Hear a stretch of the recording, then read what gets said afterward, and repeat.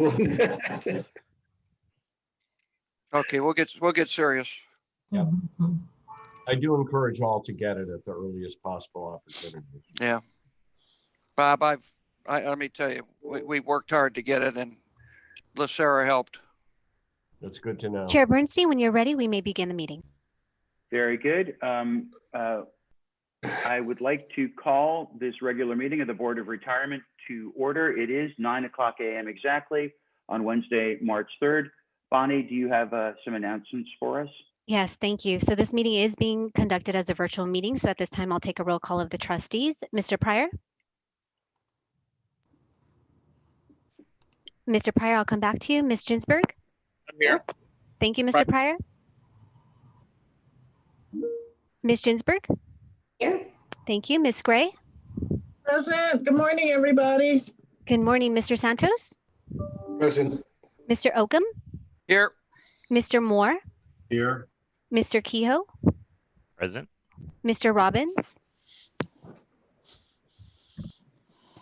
Present. Okay. Thank you. Mr. Harris? Here. Ms. Zapanta? Present. Chair Bernstein? Present. Thank you. Staff participating in the meeting include the CEO, Santos Kryman, CIO, John Grable, AEO, JJ Popowich, Chief Counsel, Stephen Rice, Jill Rawl, Michael Herrera, Johanna Fontenot, Fern Bilingi from the legal team, Legislative Affairs Officer, Barry Liu, Principal Investment Officer, Jude Perez, Interim Systems Manager, Kathy Delino, CISO, Bob Schlofelt. Division managers include Cassandra Smith, Ted Granger, and Carly Natoya. Richard Bendel, Leisha Collins, Christina Logan from the internal audit team are also joining us today. And consultants include Karen Getman, Kelly Leong, Robert Schmidt, Janet Jennings, Brent Bannister, Bob Klausner, and Adam Levinson.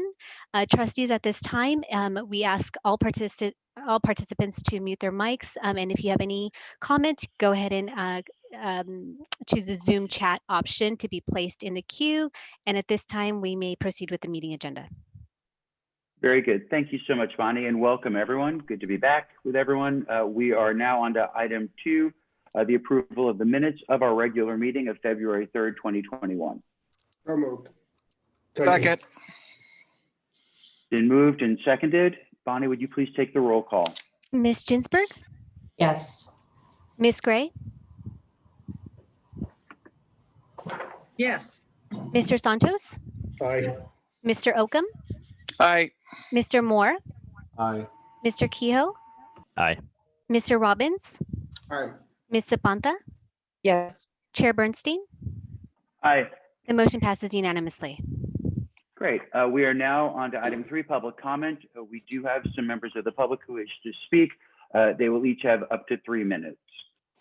Thank you. So at this time, Kenneth Delgadillo, regarding item 11A1, is joining us now. Mr. Delgadillo, please enter *6 to be unmuted. You will have 3 minutes to address the board, and you may begin now. Yes, good morning. I'd like to wish the board good morning. Like she said, my name is Kenneth Delgadillo. First off, I'd like to state that I'm a good person, a good father, grandfather, brother, and I was a very good probation officer. I did probation officer work for over 22 years. I was with the county for 30 plus years. My supervisors have written letters of recommendation or on my behalf that I believe the board has been given, along with a couple of my performance evaluations. The program I worked in was an intensive supervision program that basically was a 24/7 program that we were involved in the community. I was involved in my clients' homes, schools, counseling sessions, which gave me the flexibility and the necessity of working different hours, different days. I serviced my caseload, I believe, very well, in a very good manner. I was there for my caseload. I was there for my caseload's family, my fellow probation officers, the courts, the department, supervisors, my directors. And I believe I did a very good job as a probation officer in that time. I used my discretion as a probation officer to try to help my clients in any possible way I could while protecting the community. I think using my discretion, and discretion is the key word here, especially I want to point out with the board, is basically to enforce what are we trying to do? Are we the spirit of the law, the letter of the law, and how it affects and helps people? Because I believe we're all here basically to help each other through our lives, not damaging people severely. I've already been punished by the county, by the state, criminally, which was a very humiliating experience for me, which I feel was unnecessary. But again, it happened. It ruined my reputation with my fellow officers and a lot of my co-workers that were hearing things about me that weren't true. Financially, I was punished by ending a career that I was enjoying and that I was doing very well at, and that was taken away from me. Also, the restitution amount, which I just recently paid in full, which was a significant amount that was required of me, that I did pay back to the county, and 30 to try to seconds. move on with my life. I'm sorry? 30 seconds. You can go ahead and wrap up your comments. Okay, I'm sorry. I'll wrap it up. Anyway, I feel this act doesn't define me as a person or as a former county employee. I ask that for fairness and decency from the board, I am pleading that something like this is extremely damaging to someone for the rest of their lives financially regarding my service credit. But again, I want to thank the board for giving me this time to address the board and wish them a good day and a good morning. And thank you for your attention. Thank you, Mr. Delgadillo. At this time, Ramon Rubalcaba will enter the meeting regarding item 7B. Ramon, you can go ahead and enter *6. You will have 3 minutes to address the board, and you may begin now.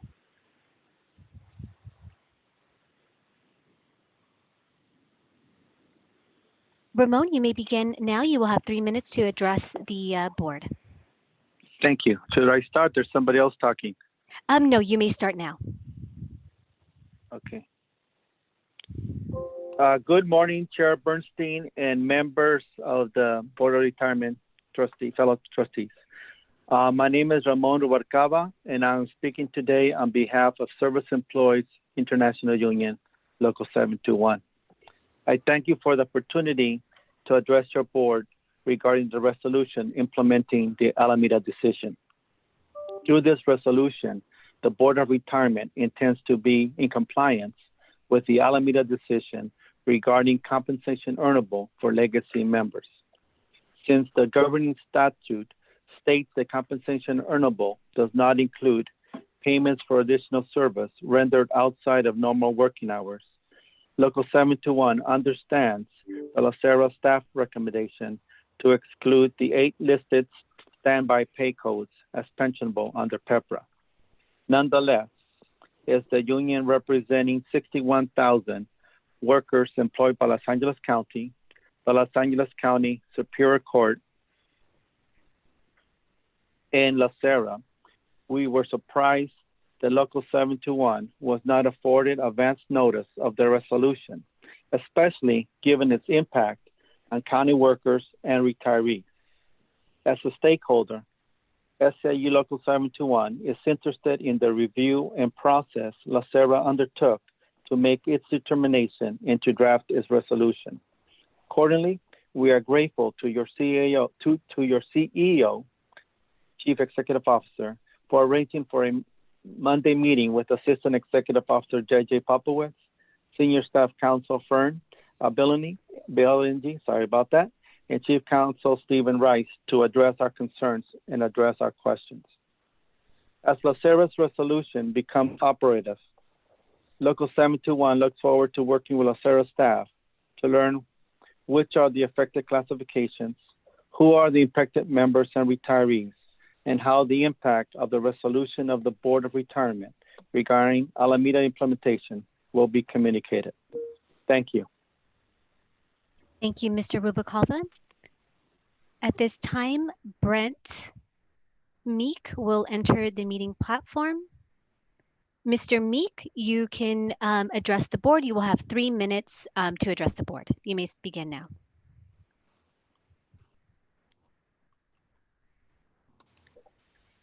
Blaine, you can address the board now. You will have 3 minutes to address the board. Yes, thank you. Thank you for this opportunity to address the board on the resolution regarding implementation of the Alameda decision.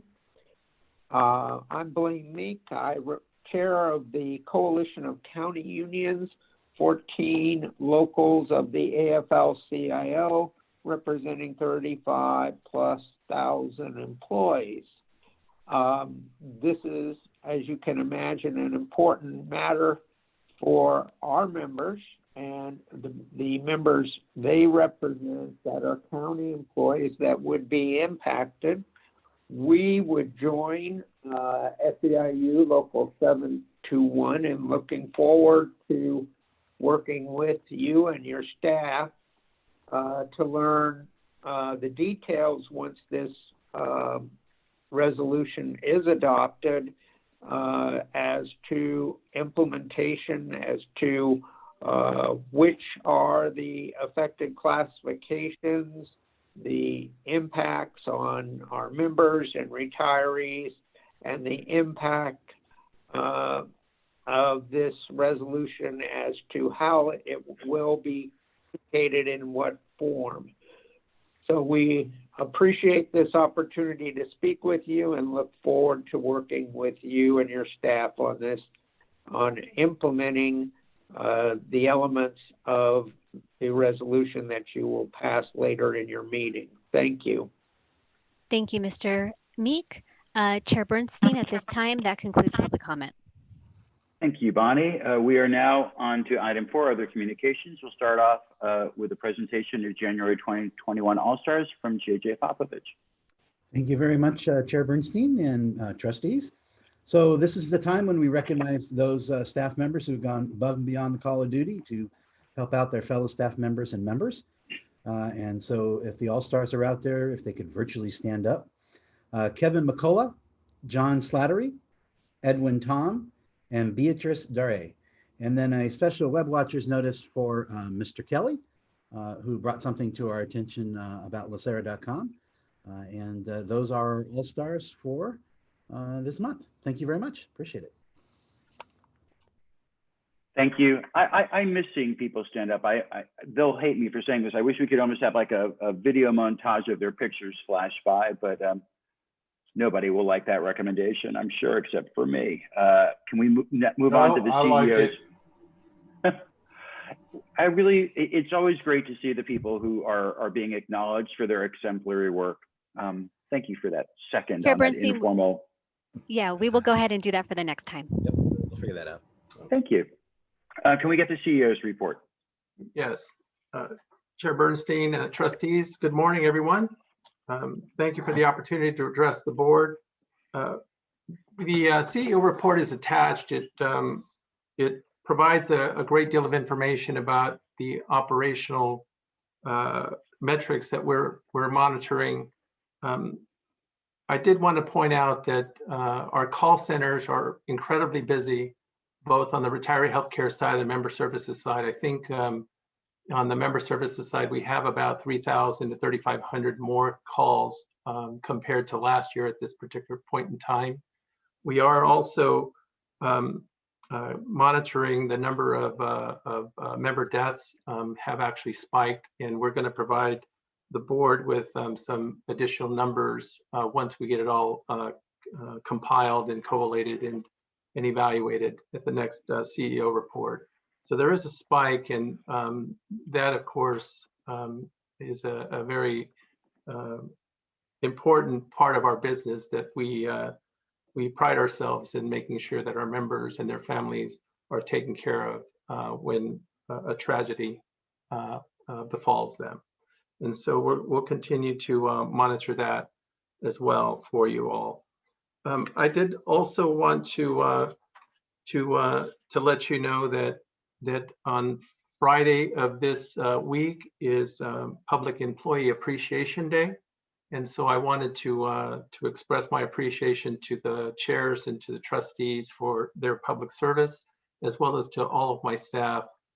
They've done a phenomenal job over the last 12 months, and we're getting close to the end of our March Madness. I do want to let you know that as part of our work effort and the appreciation of staff, I wanted to recognize that we have about 921 applications that we're processing for March, which is pretty high number.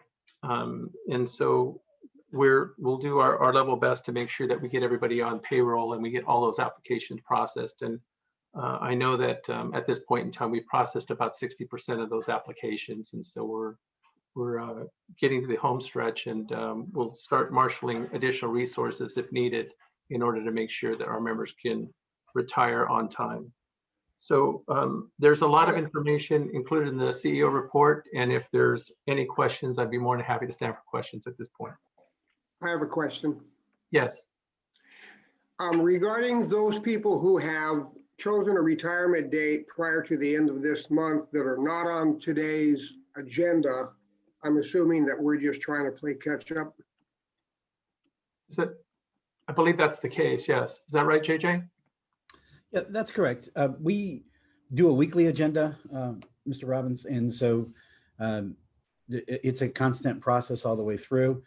We have up until generally, I don't know the exact date this month, but usually around the 20th of the month to get them all processed and get them set up.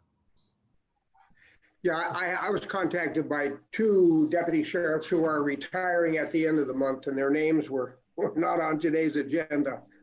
I assured them that they'll still be retired, but I just figured because of the backlog, they just didn't make the written list today. Yeah. And also, if I just add this, for those that are retiring effective March, their first payment is April. So to actually get them also paid, we have them through the middle of April to get them all set up for payroll. So we're on target to do it. We have 2 full teams and others working on it in overtime as well, which is standard for March Madness. So we're confident we're going to get there. Thank you. JJ, I noticed last month, though, we had our list of potential retirees, and several of them, because I noticed some from my office, had the end of the month of March date, even though they were presented on the list for February's meeting. So I know that some of them were definitely already processed a month ago. So perhaps for the deputy sheriffs that weren't on this list, they may have been on last month's list.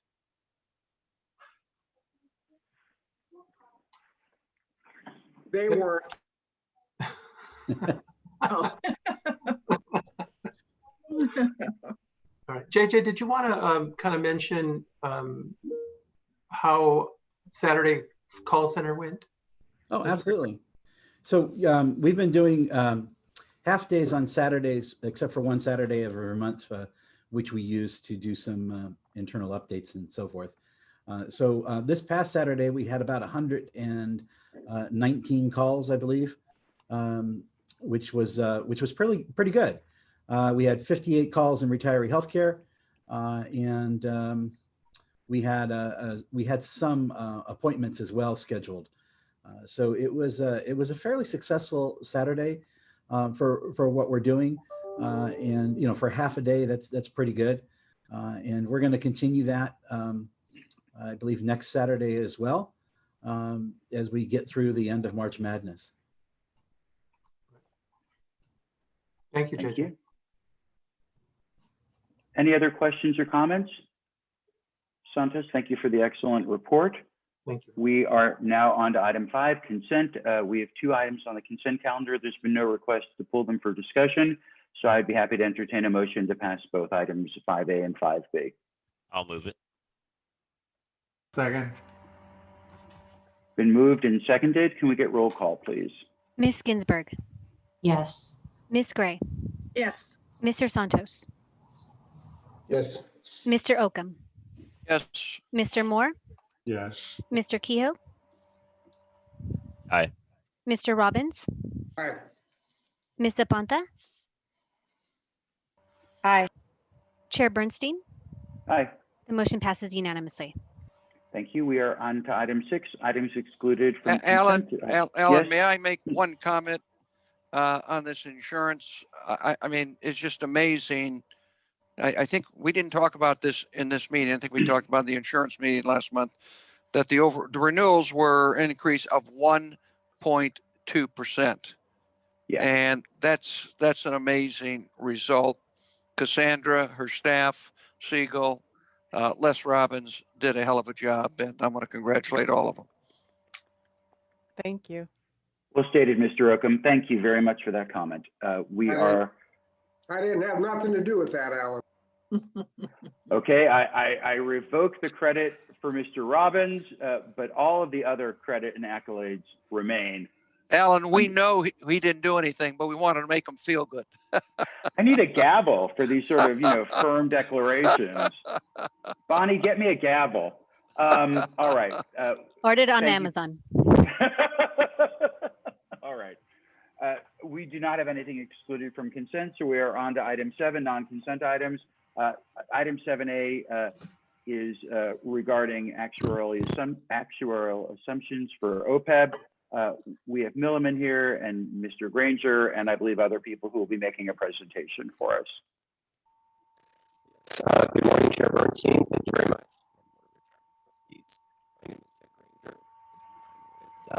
Sarah's accounting division. With us today, Mr. Ted, I think there's a problem with your connection. We're hearing you is very choppy. I don't know if there's something that can be done about that. Okay. Ted, you might want to take off the earpiece and try your computer audio instead. Okay. How is that? Is that better? That's a lot clearer. Thank you. Okay. Excellent. Great. Thank you. All right. So with us in the meeting today is Robert Schmidt and Janet Jennings from Milliman. Obviously, they're familiar faces. And also with us today is Brent Bannister from Kavanaugh McDonald Consulting. He is also a familiar face.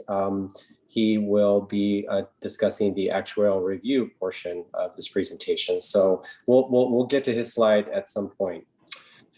We're here today to discuss and obtain approval of the 2020 investigation of experience for the other post-employment benefits assumptions. This is the OPEB program assumptions we're talking about today. These are the economic and demographic assumptions that are discussed in Milliman's 2020 experience study report.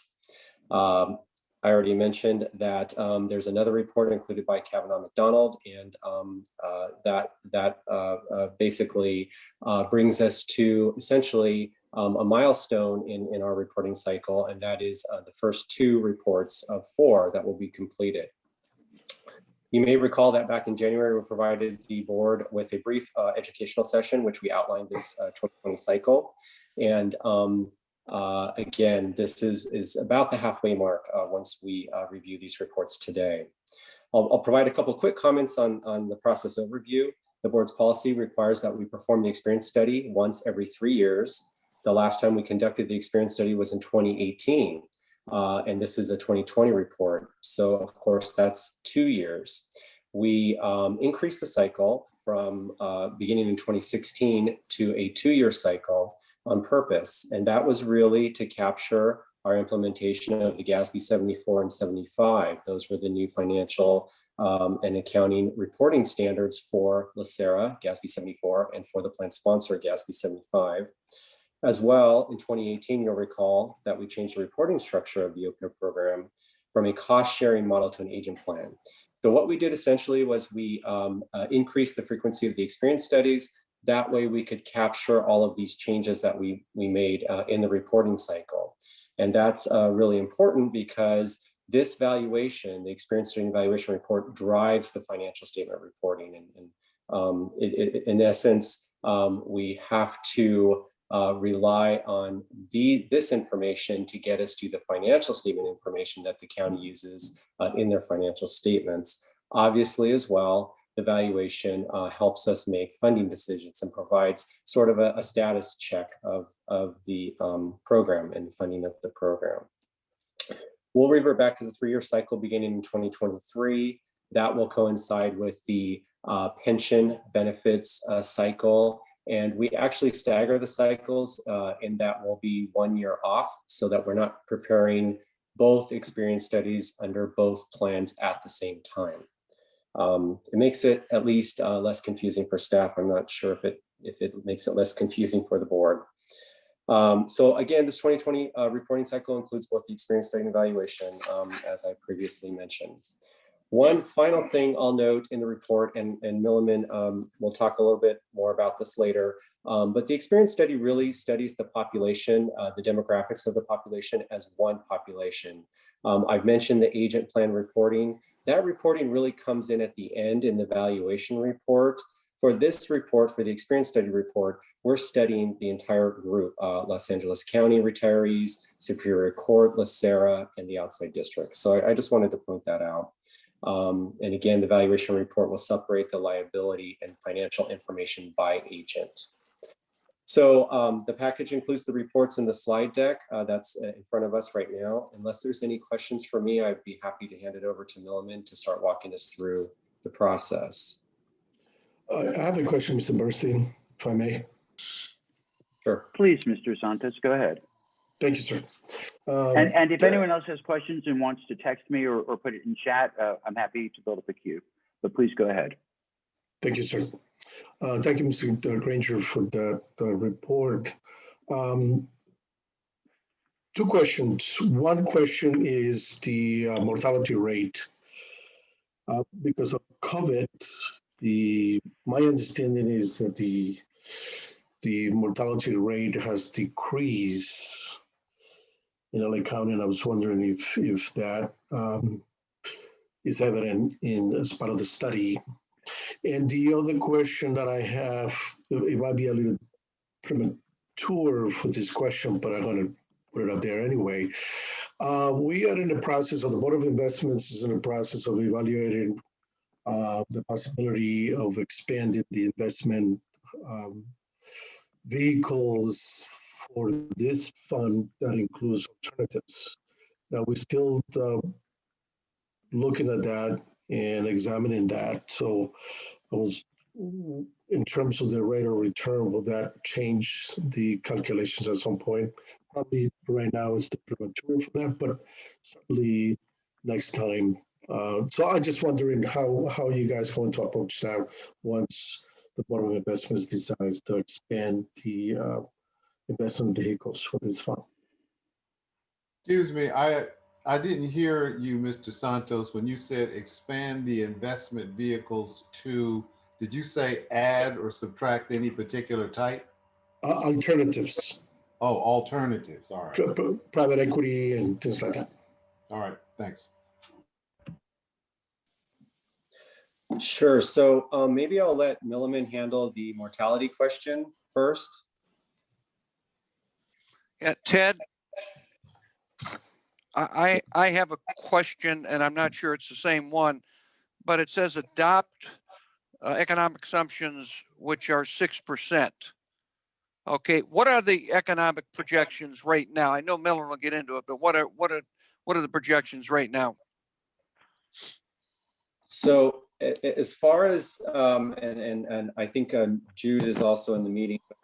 As far as the OPEB trust assumption, that's really what we're talking about in this study is right. The projected outturn for the OPEB trust. And so what we do is we have to look at the latest Makita projections that were provided by the investment consultant.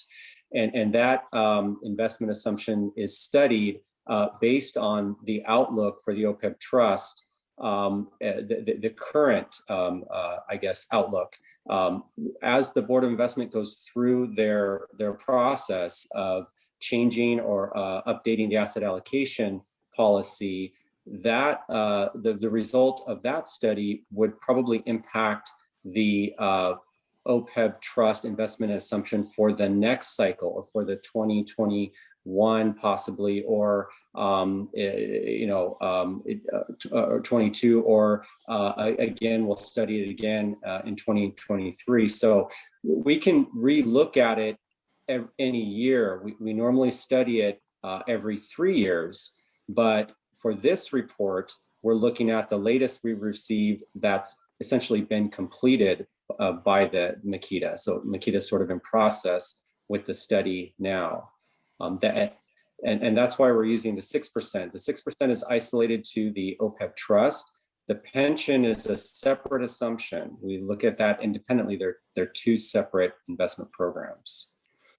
So I don't know if Well, yeah, I understand. Thank you. But one other question, which I didn't understand.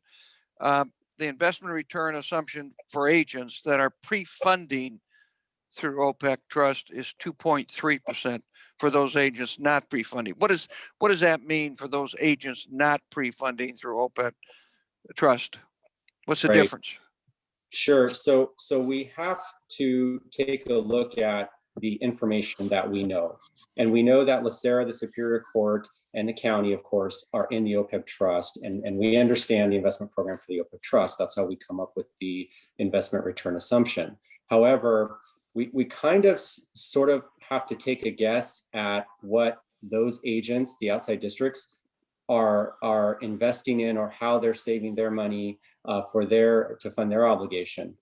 So it's really it's a situation where we assume that they're earning some kind of a rate on their investments, and we have to make that assumption because we have to include that in our report to calculate the numbers. So it's because we don't particularly study the investment programs for those districts, we have to find a rate that might make sense to use in our study to calculate our numbers. Okay, thanks, Ted. Sure. Thank you. I don't have anyone else in the queue if you want to keep moving forward. Okay, I'm sorry, did we want to address Mr. Santos's question on the mortality rate? Robert, would we be able to do that now? Sure. Can you hear me? Can you hear me okay? Yes? Yes. All right. Yes. Okay, Chairman Bernstein and Mr. Santos. So in our OPEB experience study, we look at the OPEB specific assumptions. The mortality is reviewed in the pension experience studies. The last one of those would have been in 2019, 2020. Are you asking specifically about that experience study, Mr. Santos, or something else?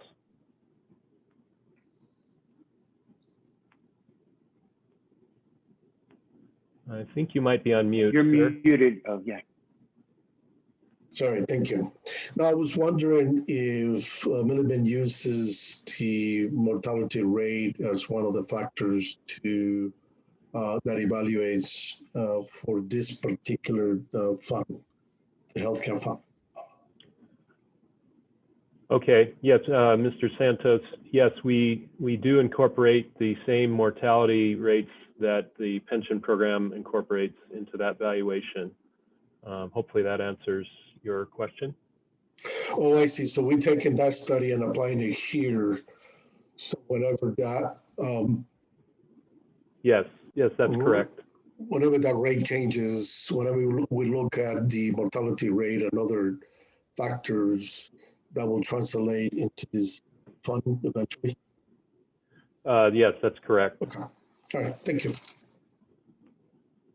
So the next pension experience study would be conducted as of June 30, 2022. And so that's when the mortality rate assumption would be updated from the pension plan and would roll into the 2023 experience study for OPEB.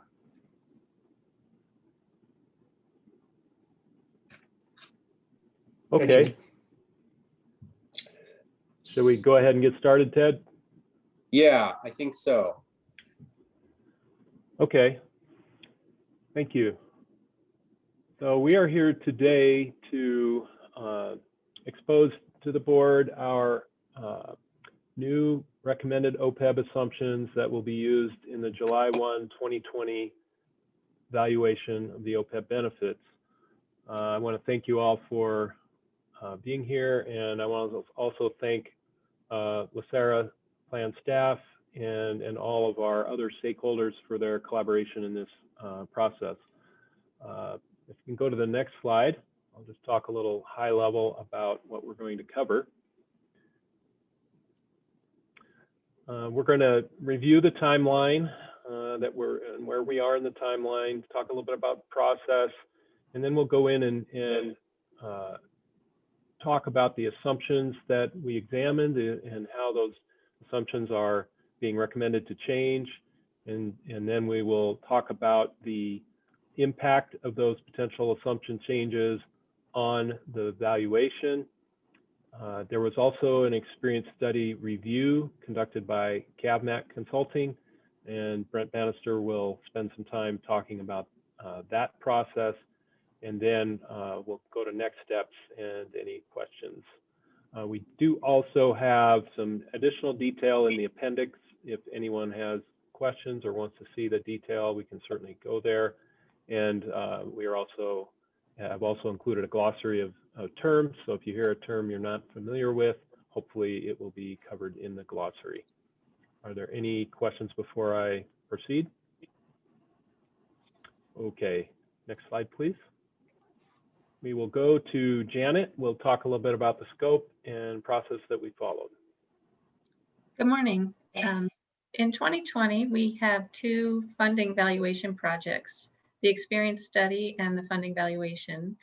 In the experience study, we review the OPEB economic and demographic assumptions, and that is reviewed by Kavanaugh McDonald on an actuarial basis. We then conduct the funding valuation for the OPEB program, and Kavanaugh McDonald will do an actuarial review whereby they will replicate the results. Next slide, please. So as far as the timeline for these two projects, on the next slide, we'll get into more detail, whereby we have the green blocks are the meetings and the blue blocks are the activity phases. So we start in August by receiving data, and we meet with the stakeholders in October to discuss what will be in scope for this experience study. Then we started working on the census and experience study from November through February. As Ted noted, we met with the Board of Retirement and gave an educational session in January. And then we met again with the stakeholders in February to review our results. We're here today to show our assumptions and to field any questions you may have. In today's meeting, the 7/1/2021 healthcare premiums have been reviewed, and we actually use those premiums information for our first year trend. From there, we conduct the funding valuation through May, and we meet with the stakeholders in June to show our results. And then in late summer, we meet again with you, the Board of Retirement, to review those results. Next slide, please. And the next slide. For process summary, as Ted mentioned, our last OPEB experience study was in July 1, 2018, and the last OPEB funding valuation was July 1, 2019. This is a year we do both the experience study and the funding valuation accompanied by an actuarial review. We will then return to a 3-year cycle for the experience study and continue with annual funding valuations. Next slide, please. In the Gantt chart, I mentioned that we have several stakeholder meetings, and this is a diagram of the various groups that come together to discuss these projects. The agents, including LA County, Superior Court, LACERA, the outside districts, which include SCAQMD, LAFCO, LACO, and Little Lake Cemetery District, are represented. SEIU comes to the meetings, and LACERA's healthcare consultant, Siegel, joins us as well. We get input from other actuaries. Chiron is the actuary for LA County. Kavanaugh McDonald conducts the actuarial review. Rail and Letzen is the actuary for the union, and Milliman is the actuary that conducts the work. Next slide, please.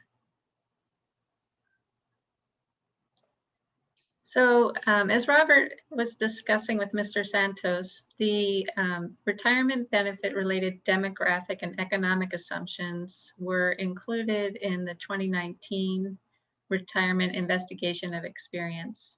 And that included things like mortality, withdrawal rates, disability rates, and other economic assumptions like investment or inflation and salary scale. In our OPEB investigation of experience, we review the vested terminated members' retirement rates and OPEB demographic assumptions. Things like, what's the likelihood that once someone retires, they'll actually enroll in a healthcare plan? And when they do enroll in a healthcare plan, what plan and tier will they select? And then there's some other OPEB assumptions, like what's the likelihood of someone remarrying and enrolling a second spouse, and what's the spouse age difference likely to be. We also look at investment earnings and trend as part of the OPEB economic assumptions. As part of the valuation project, we develop the claim costs and we update the trend with the July 1, 2021 premiums. The funding valuation will be based on census data as of June 30, 2020, and the health plan premiums as of July 1, 2020 and July 1, 2021. Next slide, please. Next, we'll go into some assumptions. So on the following slide, first want to talk a little bit more about the retirement benefit related assumptions that were based on the 2019 retiree investigation of experience. So I mentioned that the termination rates, disability rates, retirement rates, and mortality rates were studied, and that combines tier 1 and tier 2. In our OPEB study, we have some assumptions that differ between tier 1 and tier 2, and that's consistent with our 2018 experience study methodology.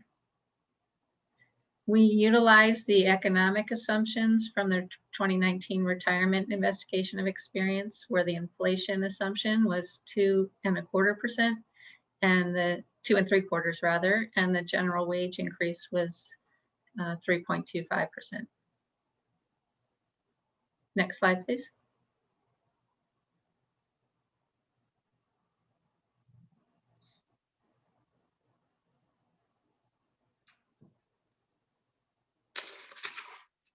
Next slide, please. So onto our OPEB demographic assumptions. With the initial enrollment, we saw just a modest decrease in the liability and costs. With the plan and tier selection assumption changes, that was a modest increase. Our review of the vested terminated likelihood of retiring assumptions showed a slight decrease, and our other OPEB demographic assumptions, like the likelihood of remarriage and the spouse age difference, showed a slight increase. So these small changes were somewhat offsetting, such that the overall impact for these OPEB demographic assumptions was only a 0.03% increase in the AAL and a 0.05% increase in the ADC as a percent of pensionable payroll. Robert will now go into the investment earnings assumptions and the trend assumptions, where there was a much larger impact.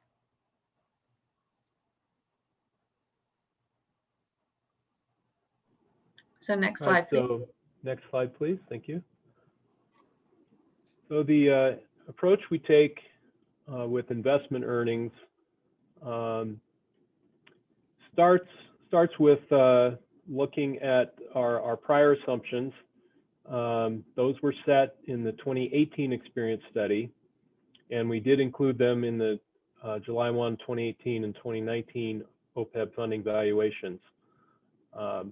The expected return for agents that were pre-funding was 6%, and that was based on Makeda's 2018 capital market assumptions. For agents that were not pre-funding, we were using 3.69% based on the county's general assets.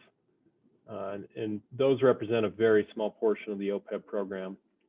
And back then, a determination was made that the anticipated schedule of OPEB contributions plus interest were projected to be sufficient to pay the benefit payments for the foreseeable future. So based on that, we used the full 6% for those agents that are pre-funding. And that was consistent with what our independent actual reviewer recommended and applied to those that are in the trust. Now, if we go to the next slide, we'll talk about, you know, how the investment earnings work for each agent. The cost sharing situation that we used to have would have combined assets with proportionate shares allocated out to all of the employers. But the reporting was changed from cost sharing to agent effective July 1, 2018. So we've had 2 valuations based on that, and we're getting ready to perform our 3rd valuation based on agent. And what that means is that assets now are tracked separately for every agent employer in the program and partitioned according to each employer's decisions that they make with respect to funding the program. And so each agent's assumption does need to be aligned with their funding policy. And so those that are pre-funding do use the trust return, and if they're not, they use the county general fund investment earnings assumption that we come up with. Next slide, please. So for 2020, we looked at Makita's 2020 capital market assumptions that would have been available, you know, at the time of the valuation date, and based on those capital market assumptions and investment forecast model, the 10-year expected nominal return is 6.1%. We elected to continue to recommend 6% based on that. It's essentially rounded to the nearest 1/4%. So that is the recommendation based on Makita's 2020 capital market assumptions. If we go to the next slide, we can talk a little bit about our methodology with the general assets for those that are not pre-funding through the trust. We looked at the historical real returns on county general assets all the way back to 1989, and we noted that those real returns averaged 1% a year above CPI. However, most of that excess return occurred in the 1990s and early 2000s, and what we're finding now is that current projections have that real return actually in the negative territory of -0.65 to -0.25. And so going forward, projections are that based on the county's asset allocation, that returns when combined with inflation would be somewhere between 2.1 and 2.5%. So if we go to the next slide, we'll show you kind of how we did came up with our recommendation. Essentially, the assets are about 28% in cash, with the balance in short-term U.S. bonds, and the expected arithmetic returns for those 2 asset classes are shown as about 1.7 and about 2.6% respectively. And when you blend those together, we end up with an expected return of 2.3%. And based on that 2.3%, that is how we come up with our recommendation for the outside district agents. On the next slide, we diagram out what the assumptions are and then which agents are subject to those assumptions. So the county, LACERA, and the Superior Court are subject to the 6% assumption that we use, and then the 4 outside district agents are subject to the 2.3%. Moving on to trend, on the next slide, we did reevaluate the trend based on up-to-date models for long-term health cost trend assumptions. We also took into consideration that the excise tax for high-cost health coverage under the Affordable Care Act was repealed in 2019. So this will actually be the second valuation that does not include the excise tax. We're also noting that the trends will be updated to reflect the recently approved July 1, 2021 renewals. And there are some adjustments in those renewals for the moratorium on the health insurer fee going forward.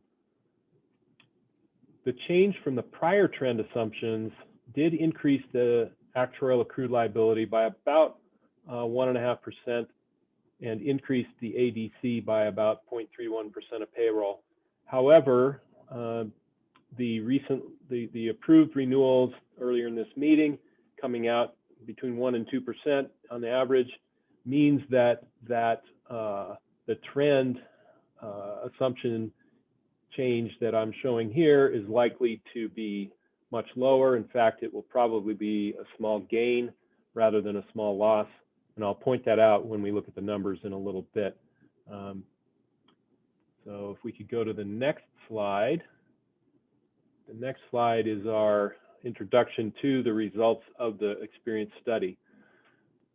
And on the slide 22, the next slide, what we have is a comparison that starts back with our July 1, 2019 valuation, where our actuarial accrued liability was $20.752 billion against assets of $1.238 billion. And if we look at that valuation and see how the numbers would have changed with different assumptions, what we see is, as Janet mentioned earlier, some small changes on a relative basis for the initial enrollment, plan and tier selection, vested terminated commencement, other demographics. So basically, those first four items are the items that were about 0.03% change in liability. As you can see, the trend is much larger than that. But as I said, that trend does not include the first year renewal adjustment. And that first year renewal adjustment is likely to change that from a loss, which right now it's about 1.5% loss, to a modest gain, which could be a similar amount in the other direction. We will have that for you next time we meet. And the discount rate was very, very small. All of that change was concentrated among the agents that are not pre-funding. Since that assumption changed, the 6% assumption did not change for the agents that are pre-funding. So when it's all said and done, you can kind of see the impact. I think after we crank in the first year renewals, that impact is going to be likely a small gain instead of a loss that we're showing right now. Our next item is to have Kavanaugh McDonald present on the experience study review. We and the LACERA staff feel it's important to have an outside review on a regular basis, and that's what CavMac has been retained to do. And so, you know, we welcome an outside review, an independent review, and look forward to hearing what Brent's conclusions were. So I think we'll pass that over to Brent unless there are any questions. All right, thank you. Next slide, please. Okay, thank you. Great. Appreciate the chance to be able to talk with you all this morning. I think the key thing is what we do is an independent review. We have no real stake in this otherwise. We are in here as an independent firm. It actually use independent methodology even. While we're trying to assure that what Billman does is correct, we're not simply going to just go through and say, well, they did the calculations right. We want to actually bring in some independent methodology to think about it from a different perspective. And really by doing that, hopefully provide you with a higher degree of confidence that their work is helping you assess the health of the program well. We have a report that goes through, we go through piece by piece and replicate the various kinds of calculations they did to make sure that we're getting similar results. We come at it again from a little different perspective, probably because we don't have the same data and background that they do, but we think that it really is a plus that we're able to, like I say, give you a fresh look. And in everything we looked at, we find what they concluded to make sense, to be reasonable.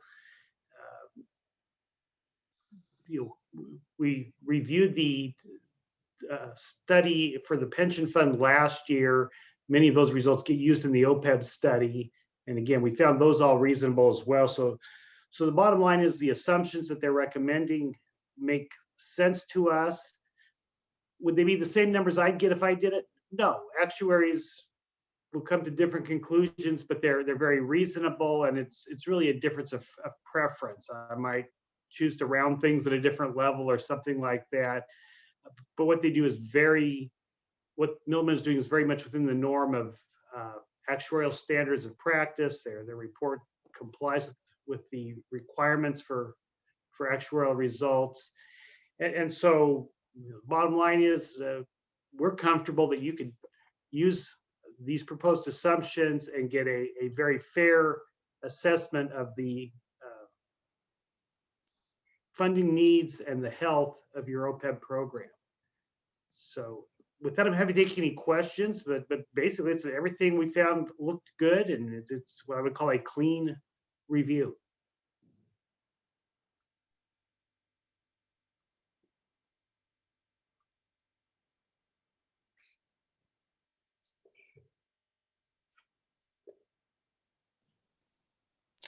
Alan, I'll start a question, if I may, unless somebody's on the queue.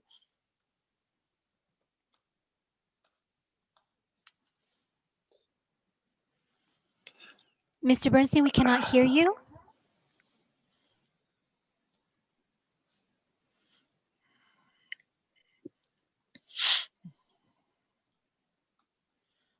It looks like your Bluetooth may not be connected to your computer for your AirPods.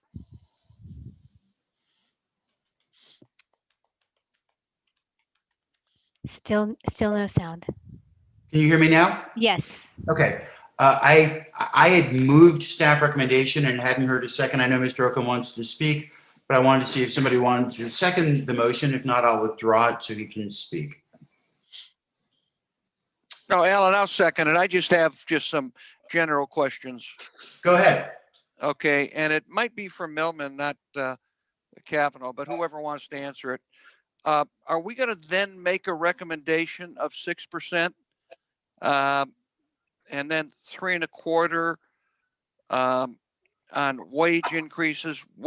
Or do you still have to do more work to come back to us, I think in July, to find a recommendation? Where are you now? Is this pretty close to where you're going to end up, or you've got a bunch of other things to do? I can take that, Mr. Oakham. Yes, these are the assumptions we are proposing for Board of Retirement to adopt. The 6% and the inflation, the same inflation as the pension valuation. May I ask? Yes.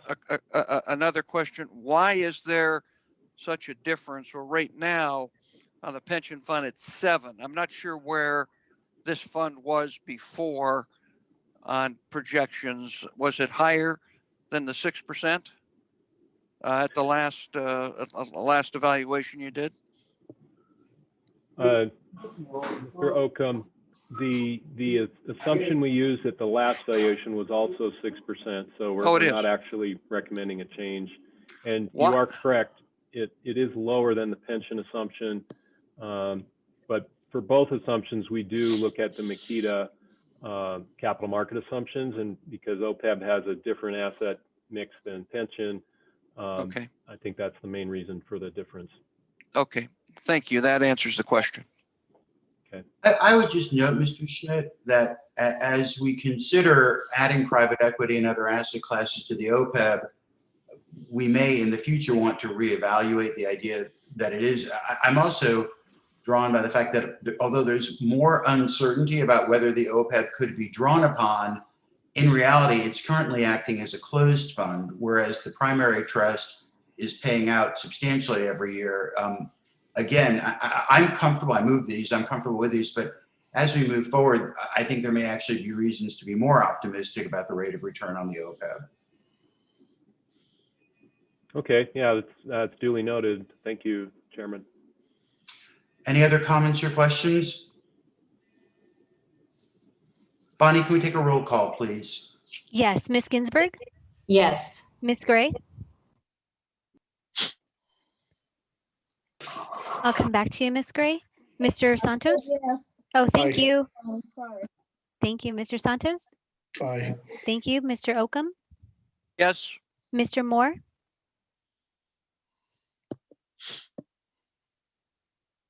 Yes. Mr. Kehoe, Aye. Mr. Robbins, Aye. Ms. Zapanta, Yes. Chair Bernstein. Aye. The motion passes unanimously. Thank you, Bonnie. And thank you, Ted, staff, Milliman, much appreciated. We are now on to item 7B, a recommendation from Firm Billingsley regarding the adoption of the Alameda implementation. Is there a presentation on this? Fern, good morning.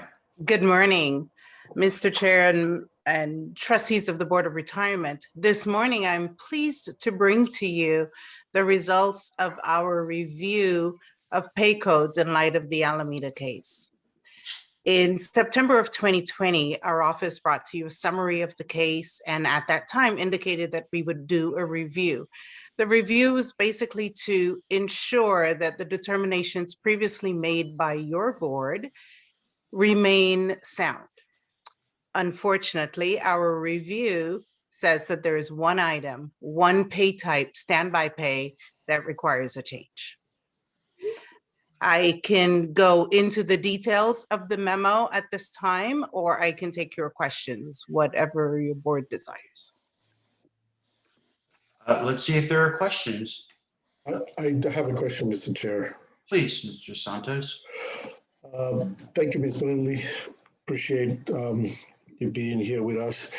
I just want to make sure, because I wasn't clear with public comment this morning in terms of whether or not we fulfilled our obligation to meet and consult with the unions in LA County.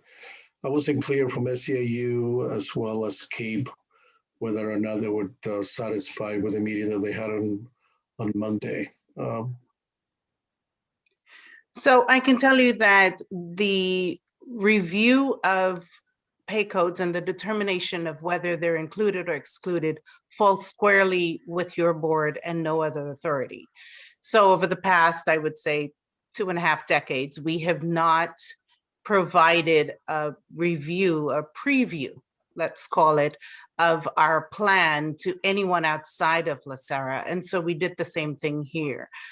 Mr. Rubalcava reached out to us and wanted further information, and we met with him for about an hour and answered any questions he had, and let him know what our implementation plan is. Our implementation plan is very similar to the implementation plans we do when we have special projects.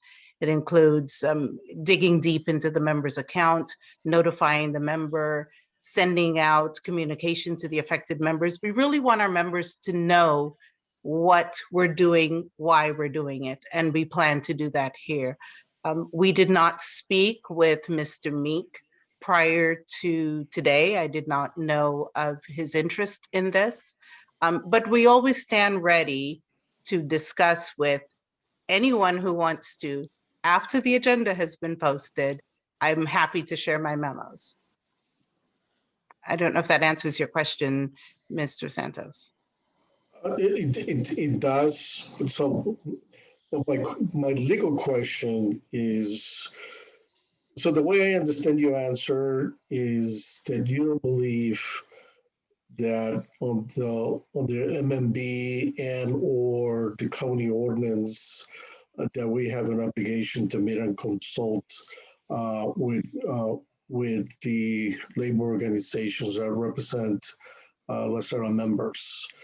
I say meet and consult as compared to meet and confirm, if you know the legal. I'm 100% sure that you know the legal difference on that. So I just want to make sure that legally we don't run afoul with our obligation on the MMB to meet and consult. I too don't want to run afoul of anything. And so I will tell you that throughout this process, we have been in contact with the county CEO's office and have discussed with them what our plans were, what we were doing with the pay codes. In fact, we needed their help for the obsolete pay codes and making certain determinations.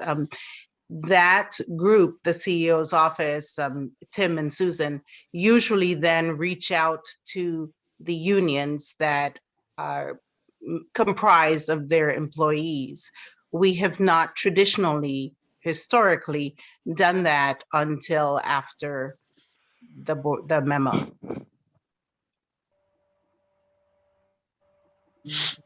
Thank you. Are there any other? Yeah, I have a question. It was kind of interesting reading the memo, Fern. Thank you for putting that together. We got what, 1,000, 1,100 people, a bunch of people that are involved in this. Will this hurt anybody? It seems like there might be a balance where nobody's going to have to pay a lot of money back to us. Is that correct? Or do you think that's true? I can talk to you briefly about the implementation. So, as you know, the Alameda Court determined that the amendments to SURL and the definition of compensation earnable are constitutional as of January 1, 2013. So in essence, what they're saying is as of January 1, 2013, those items should never have been included in the definition of compensation earnable. So because of that, they must now be excluded. So as to our active members, we ran just a quick check of how many people are currently receiving an item of pay based on the pay codes that have attached to the memo. And we found that there were a little over 1,300.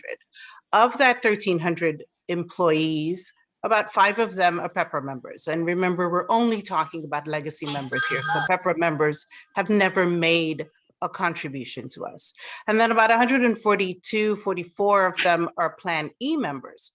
Plan E members, as you know, no contributions. So really, we're talking about a little over 600 employees for which we will receive, who will get a refund or reversal from us. So if you are an active employee who has made a contribution for standby pay since January 1 of 2013, that amount will be refunded to you or reversed depending on your circumstances. Now let's talk about retirees. As to retirees, if I am currently a retiree, but I made a contribution since January 1 of 2013, that will also be refunded to me. However, the Alameda Court made its decision in July of 2020. Our first available payroll after that would be August 2020. So going forward from August 2020 to now, we need to make adjustments if someone has used standby pay as part of their final compensation. So what we're hoping is that the amount that the retiree paid in contributions will be offset by the amount the retiree owes us since we're doing the adjustments from August 2020. Does that answer your question? Fern, it does. Thank you. Okay, Mr. Oakham. I don't see any more questions or comments. I also don't have a motion. I'll make the motion, Alan. Thank you, Mr. Oakham. Staff recommendation. And I'm sorry you guys are going to have to do this much work. It seems like there'll be a bunch of work figuring this whole thing out. I'll second. Seconded by Mr. Robbins. Was there a comment? I just wanted to say in closing, thank you to your board and the boards before you for always being conservative in terms of including and excluding pay codes. Today, our memo is 1 pay type, 8 pay codes. It's not 20 pay types, 200 pay codes. So thank you for that. Mr. Bernstein. Mr. Santos. Brief comment on that. Well, thank you, Ms. Billy, because you always do tremendous amount of research. Your memos are very well written and easy to understand. So while I will love to take your compliment to the board in high regards, I think the compliment goes to you and your staff because you guys have done a tremendous amount of work over the years and your current recommendations are always right on. So this is a team effort, so I just want to commend you for all the work you have done over the years. Thank you, Mr. Santos. Well said. Bonnie, can we take a roll call, please? Ms. Ginsburg. Yes. Ms. Gray. I see you, Ms. Gray. Thank you. Mr. Santos. Aye. Mr. Oakham. Aye. Mr. Moore. Aye. Mr. Kehoe. Aye. Mr. Robbins. Aye. Ms. Zapanta. Aye. Chair Bernstein. Aye. The motion passes unanimously. Thank you very much. Thank you very much as well. We are on to a Form 700 training. It'll be a little bit less than a half hour long, according to expectations. Is there a desire for a 10-minute break? Would people like to push through? A break would be very nice. Fair enough. We will take a 10-minute break. We will be back at 10:22.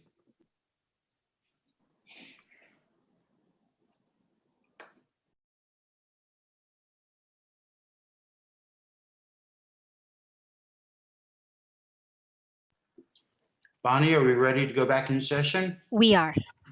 Great. We are back in session. We are on to item 8A, a report by Karen Getman and Kelly Liang from Olson Remcho regarding Form 700 training. There is a memo dated February 23rd. Welcome, Ms. Getman, Mr. Liang. Good morning. Thanks very much for having us here today. We've prepared a presentation about your Form 700, which is coming up soon. We hope that you'll use this presentation as a resource guide going forward and review it before you fill out your Form 700. We won't go through everything that's in there today. We're just going to highlight some of what we think is most important to you in particular and the things that we want you to pay the most attention to. But please do feel free to review it after our presentation. Next slide, please. So what we'll do is a little bit of background and particularly talk a little bit about why you're filling out the Form 700. We'll go through a few of the schedules that seem to be most applicable to board members, and we've provided a copy of a blank Form 700 that you can follow along as we're talking about the schedules. It might make more sense that way. And we want to spend the most time on some tips and facts at the end. The next slide, please. Now, people don't often think about the purpose of why they're filling out the Form 700. Let's talk about that for a minute. As public officials in California, you are bound to comply with the conflict of interest rules. And one of the most important is the Political Reform Act's conflict of interest law, which says that no government official can make, participate in, or influence a governmental decision in which you know or have reason to know that decision might have a material impact on one of your financial interests. And those are certain designated financial interests.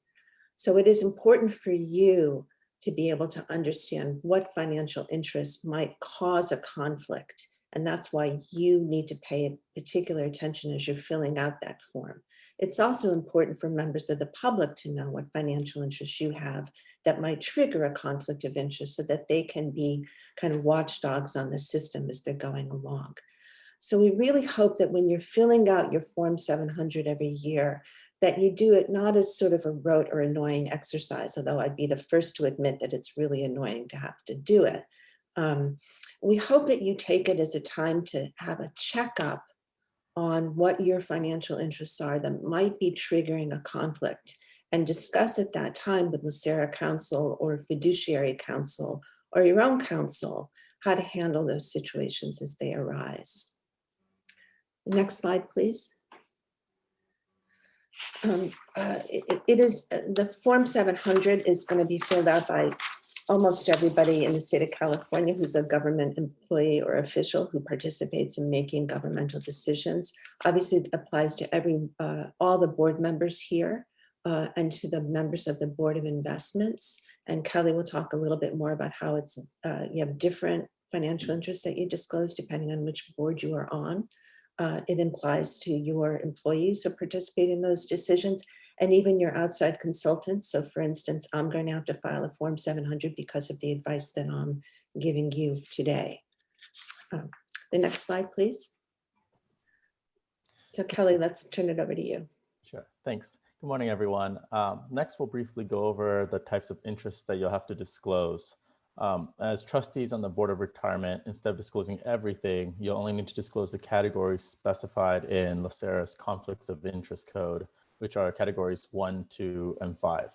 So for category 1, you're required to disclose real property within LA County that would be suitable for LACERA's operations, meaning the types of commercial or office buildings that LACERA could potentially use, plus a 2-mile radius of that property. You are not required to disclose your own home if you're using it exclusively as a personal residence. For category 2, you're required to disclose all investments, such as a private ownership interest or stock, as well as your business position, if any, in the types of business entities that may be utilized by LACERA. This means business entities that could be potential LACERA contractors or vendors. This could be anything from investment firms to healthcare consultants. You would also need to disclose any income, including gifts, loans, and travel payments from those types of business entities. Lastly, for category 5, you're required to disclose income from LACERA members, as well as investments in and business positions with business entities that are controlled by LACERA members. However, please note that for those of you who are also on the Board of Investments or hold other positions requiring you to file a Form 700, you're required to disclose more than just these specific types of interests. So if you hold multiple positions, you're permitted to file the same expanded Form 700 for all of your offices, instead of preparing one for each position, but then the Form 700 has to include the required disclosures for all the positions. I have a question from Ms. Gray. Okay.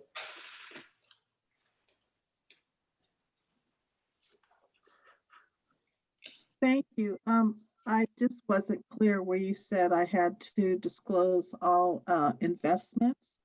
That would include like stock investments, stock purchases.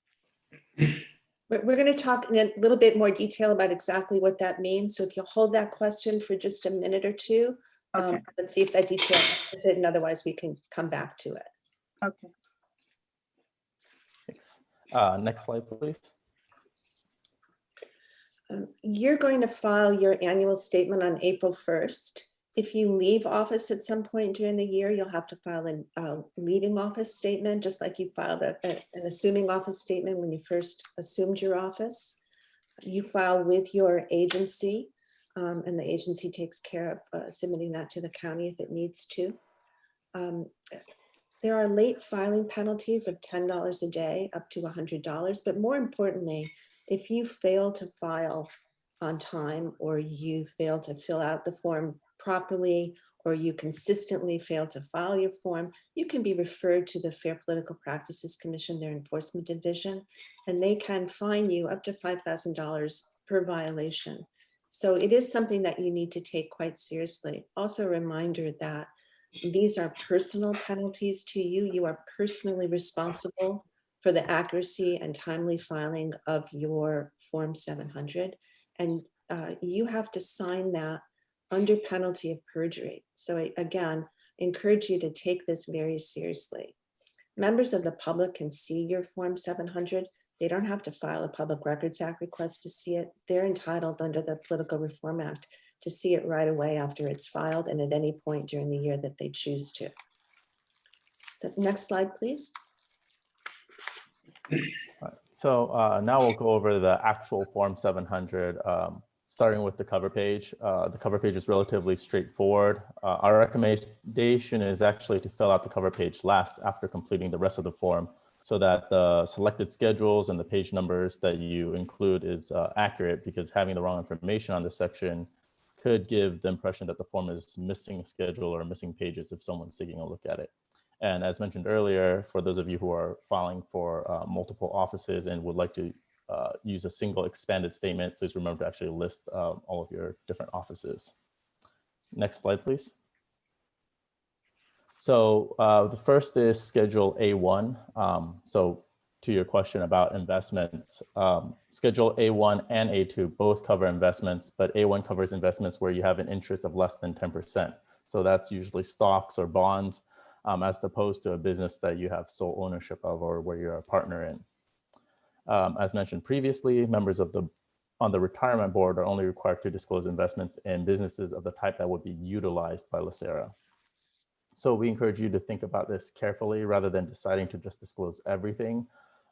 As Karen mentioned earlier, the purpose of the disclosure is for you to think about your interests that may be the basis of a conflict, and to allow the public to check if it looks like you have a conflict. So including everything on the Form 700 would be contrary to this purpose. As you probably know, for interests that do fall within the disclosure category, the interest is only reportable on the Form 700 if the interest is valued at $2,000 or more at some time during the period. This includes interests that are held by you personally, by your spouse, registered domestic partner, or dependent children. We'll discuss this in more detail later, but please keep in mind that the concept of community property and separate property agreements apply to income and not investments or real property.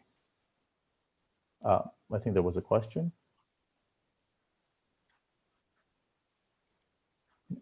Yes, I have a question. Mm-hmm. So when you talk about whether or not the stock is valued at least $2,000 or more, is that at the time it's purchased or at the time you fill out the form? So say it's an annual statement, it would be covering the prior calendar year. So you would be disclosing it if it's valued at $2,000 at any point during that period. Okay, because my question is based on, during the pandemic with nothing to do, I signed up for Robinhood. And, you know, it's fun. I never really looked at it as an investment, but now that I have the opportunity to see how much it's grown, I don't know if that's something I want to disclose, because I have at least, you know, all kinds of little stupid little $2 stocks, $100 stocks, you know, but some of them have grown tremendously.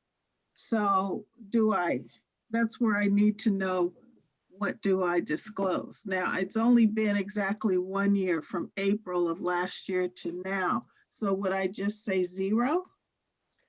So that's the kind of specific question about your circumstance that it may make sense to discuss further with you after the presentation. But in general, as Kelly mentioned, the stock had to have a $2,000 value during that calendar year. So if it reaches 2,000 at some point, and it falls into a category that you have to disclose, that's when you'll have to disclose. Okay, I think I pretty much have an answer then. Thank you. And we will henceforth call you GameStop Gray. Gray. Thank you. I don't see any other questions if you want to continue on. Okay, thanks. Yeah, there's a real advantage to being simple and poor, you guys. All right, next slide, please. So just like A1, A2 requires the disclosure of interests held by you and your spouse, registered domestic partner, or dependent children. But this is for interests that are 10% or greater, and it's worth $2,000 or more. However, unlike Schedule A1, because this schedule involves investments in which you have a greater interest, you also have to disclose more information about the entity itself. So that includes property that's held by the entity and income sources of $10,000 or more to the entity. So that means your customers or clients for the business entity. Next slide, please. So Schedule B is to cover real property. We discussed how it's for property within LA County that's suitable for LACERA's operations, and then property within 2 miles of those properties. So for practical purposes, it may make sense to disclose property that is near or in areas zoned for commercial purposes. Please keep in mind that property used exclusively as a personal residence is exempt from disclosure. However, if you rent out a bedroom or something like that, then the exemption wouldn't apply and you would still have to disclose your personal residence.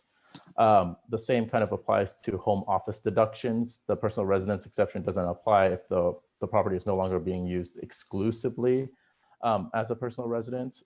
However, even if you are taking a deduction, it's not disclosable on your Form 700 until the value of that deduction is $2,000 or more. We recommend checking in with counsel if you have any specific questions related to this deduction or exception. Next slide, please.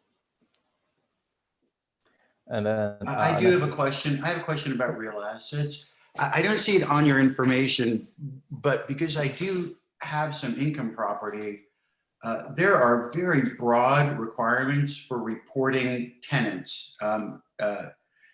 Regardless of how small your ownership percentage is, if I remember right, if they pay more than $10,000 a year in rent, they have to be disclosed. And can you confirm that? And also, at times, I've had concerns about the privacy rights of tenants. Are we indemnified against naming tenants in our Form 700, since it does seem to be required under the construct of the reporting statements? So take the first part on the 10%. Yeah, so with regard to the real property, so we talked about in what circumstances you would actually have to disclose that property. So if you have to disclose the property on Schedule B, there's also it also requires you to disclose income received as a result of that property. However, if the property itself is exempt from disclosure because your category is much more narrow, then you would be disclosing income on Schedule C, assuming that falls within the Schedule C category, so which we were about to discuss.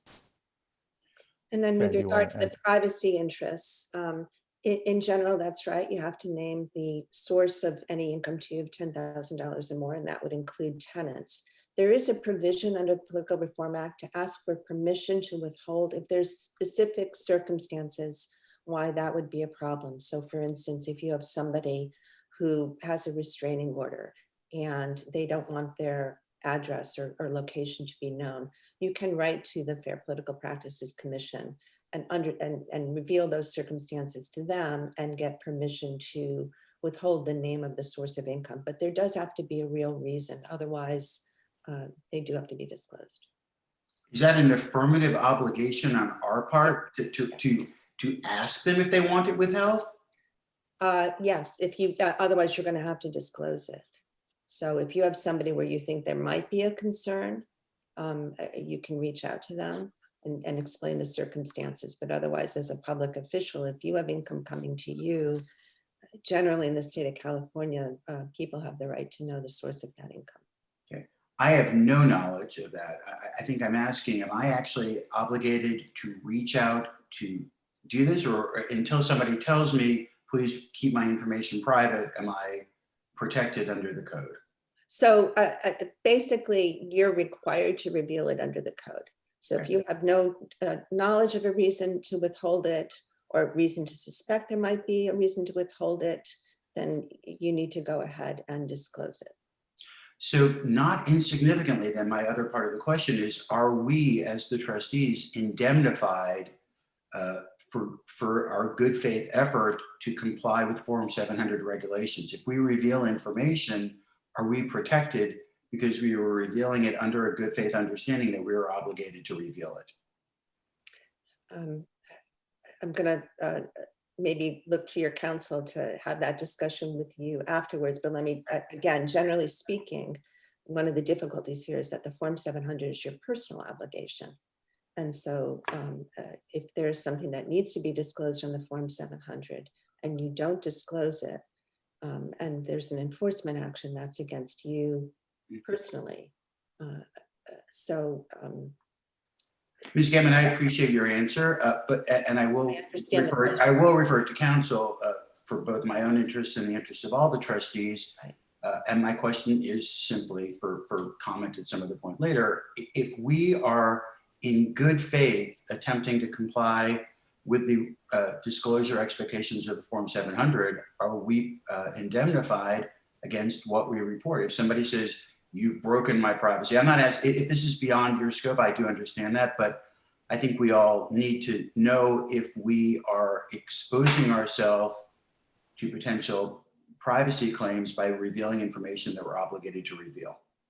Chair Bernstein, just let me interject at this point in time. We'll need to get back to you on the scope of the indemnity. It is obviously something you do in the course of scope, but it is an individual responsibility, and we'll need to balance the nature of the potential liability and individual circumstances of potential noncompliance that may come up, or ripple effects of compliance even, and get back to you with a definite answer on the scope of the indemnity. But generally speaking, acts within course and scope are indemnified. The issue here that we'll need to nail down for you is the fact that this is an individual liability. But we'll get back to the board on this. Thank you, Mr. Rice. All right, so continuing on to discussing income reported under Schedule C, also includes loans and business positions, but really usually the concern is regarding income.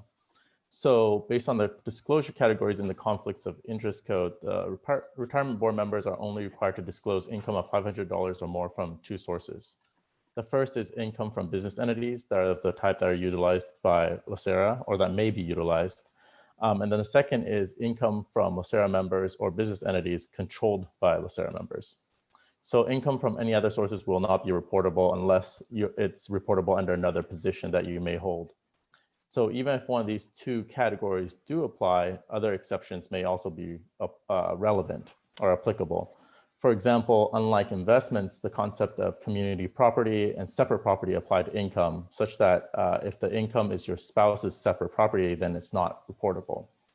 On the other hand, if it is community property, your pro rata share is half, or unless there's another agreement.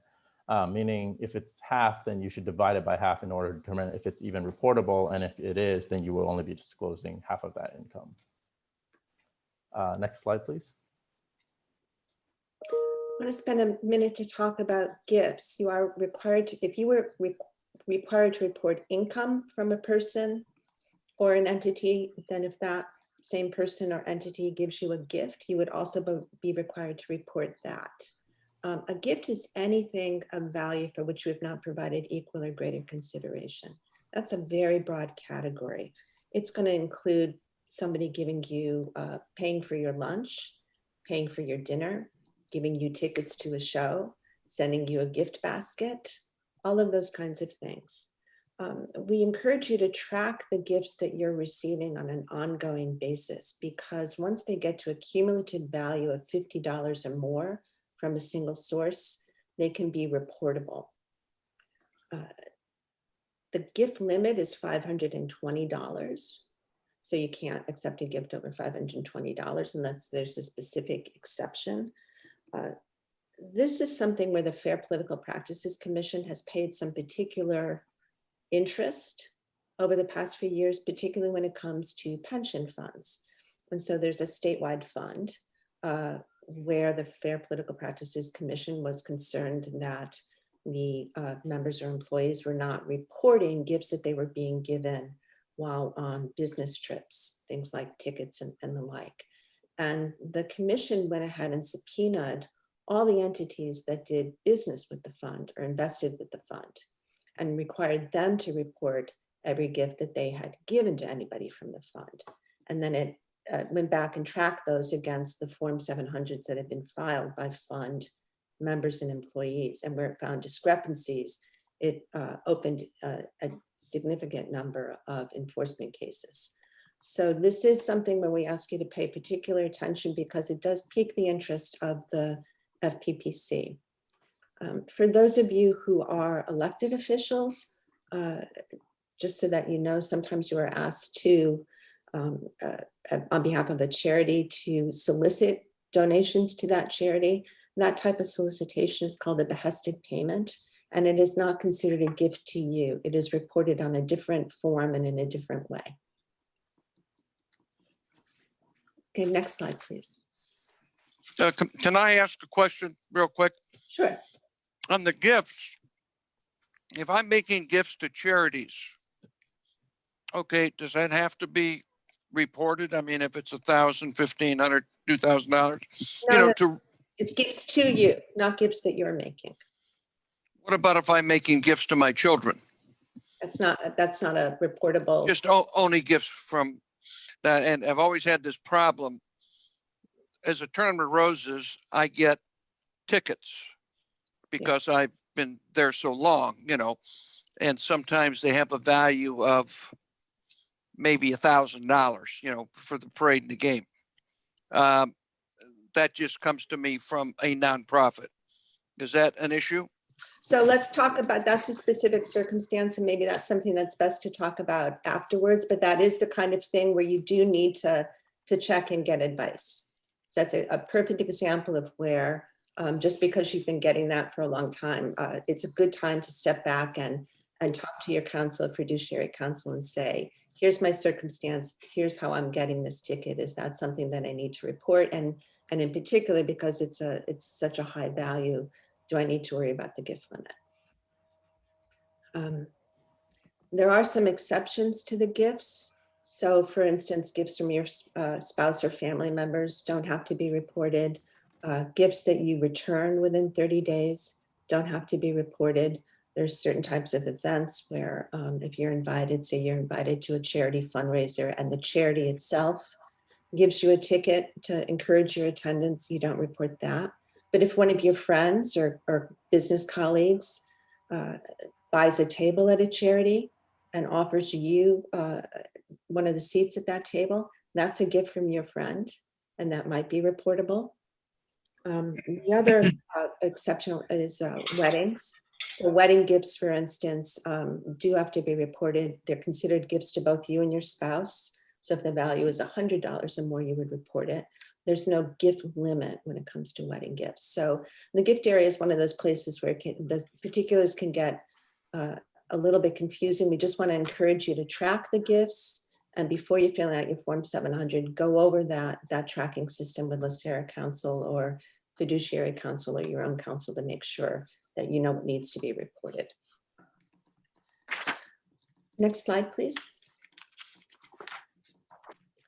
The next two slides talk about travel payments, and the bad news is that the treatment of travel payments and all of that is very confusing. The good news is that we've been informed that LACERA pays for your travel when you're traveling in LACERA business, so that's great. We're going to skip these over just to alert you that if you are in a circumstance where you are traveling on business and LACERA is not paying for it, you do need to get advice on whether that's something that needs to be reported or even if there's a limit applicable to it. So let's skip over this slide, please. And then this slide as well. Okay, back to Kelly. Okay. So next we want to provide some practical tips, many of which we came up with based on a review of the board members' prior Form 700s. The first is relatively straightforward. It's just filling out all fields related to a reportable interest. It seems like a no-brainer, but it's easy to overlook some fields or think it's inapplicable on first glance. So basically just remember to double check that all required fields are filled out. Second, for reportable assets held in retirement accounts, report as if you held those assets directly. The retirement account itself does not have to be disclosed. Next is, we probably mentioned previously, but on the slides, it'll indicate that salary, reimbursements, or other payments from a government agency, whether it's federal, state, or local, so that includes LACERA, are not reportable. And then lastly, check for redundant reporting. Generally, information that's previously disclosed on an earlier schedule doesn't have to be disclosed again on a later one. I think we kind of touched on this earlier, but if you're receiving income from property that's being disclosed on Schedule B, then you don't also have to separately disclose that income on Schedule C because it's already included. So really it would be, in that particular example, is if the property itself isn't disclosable, but the income is, and so then you would include it on Schedule C by itself. Next slide, please. There are a few things that over the years we've found have caused particular difficulty for people. We call these the traps for the unwary, and I want to talk about a couple of them. So we've been talking about the Form 700 as a disclosure document, but also as something to alert you to whether you need to disqualify from a particular decision. The difficulty is that those disclosure and disqualification requirements are not completely meshed. And so, for instance, the Form 700 is asking you to disclose income and gifts that you received in calendar year 2020. But let's say that you made an investment in February of 2021. Well, you're going to have to disqualify potentially based on that investment for the following 12 months. So you could be required to disqualify from something this year that you did not have to disclose in your Form 700. So just remember that they have two different time periods in mind. Kelly mentioned that for the most part, you don't have to disclose your personal residence, but it can be a source of disqualification. So if there's a decision that you're going to make in your LACERA hat that could have a material financial impact on your residence and it's located in the right area, you might have to disqualify on that basis. We talked about businesses where you own 10% or more and whether or not you have to disclose the source of income. That's at the $10,000 level, but you have to disqualify if that income is $500 or more. So if a decision could affect the individual or entity that is, that's the source of income of $500 or more, that can result in a disqualification requirement. We also I have a question regarding income. Sure. So if I understand federal government and government income is not required to be disclosed, but if you are doing a something on behalf of the government where the government is paying out through a third-party vendor, sometimes they use like Boeing to pay out on behalf, or Lockheed Martin to pay out on behalf of a government thing. Is that considered something that needs to be disclosed if you're doing it on behalf of the government? Well, I got the real lawyer answer, which is it depends. So that's one of those circumstances where you're going to need to check in with the LACERA counsel and make sure that that they understand exactly how that's being arranged and that they can advise you whether something like that might have to be reported. Usually not, but it can be, depending on how much of it is. There are a lot of exceptions, let's put it that way. And so it might have to be. So please, if you're in that situation, talk to your counsel ahead of time so that they can give you advice on that. We're just talking about the interest of your spouse or domestic partner or your dependent children. And as Kelly mentioned, you have to report your community property interests and disqualify if there's income or gifts. For real property, you're going to report the full property value, not just your community property interest, but your community property interest in the rental income. So full value of the property, community property interest in the rental income.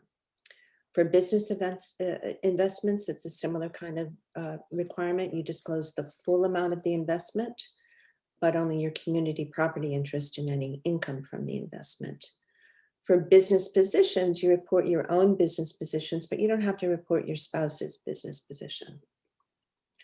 There are some circumstances such as blind trusts or separate property agreements or an investment in a limited liability partnership where you're going to need some specialized advice on what is or is not going to be subject to disclosure or disqualification. And so we encourage you, if you've got any of those situations, to make sure that you alert counsel so that they can give you help on that. Next page, please.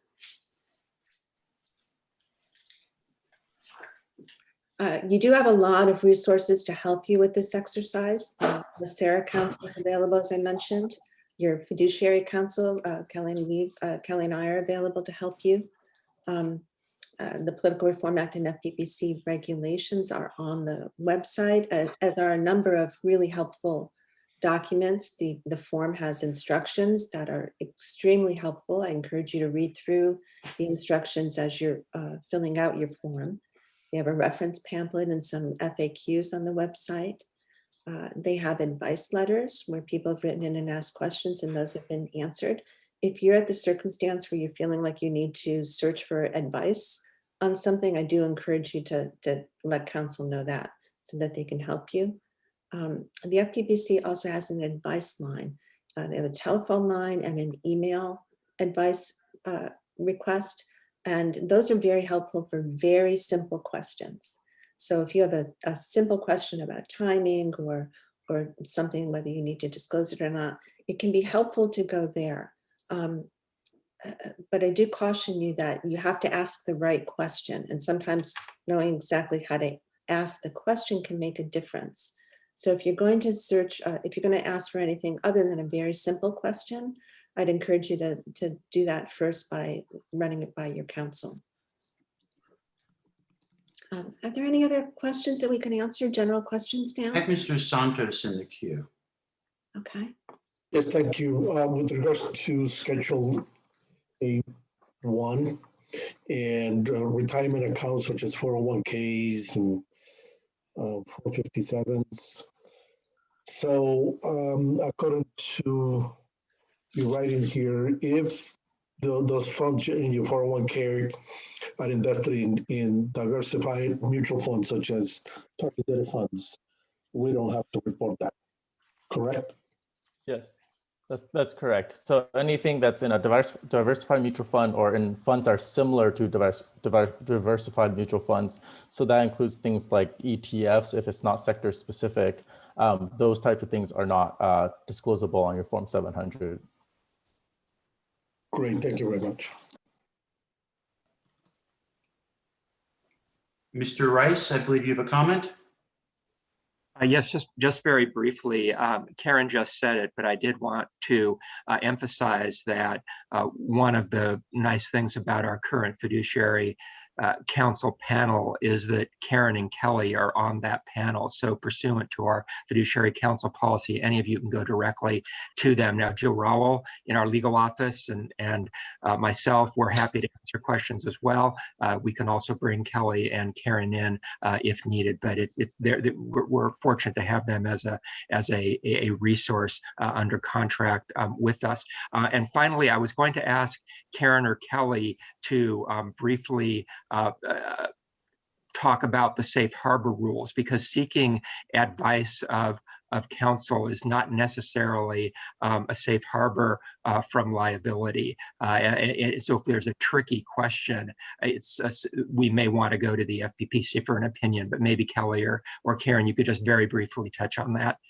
Sure. So the FPPC has an advice rule. It's in the statute and in their regulations. And it says that if you write in for advice and you reveal all the material facts and you reveal them accurately, and they give you advice and you follow that advice, then you are immune from prosecution by the FPPC.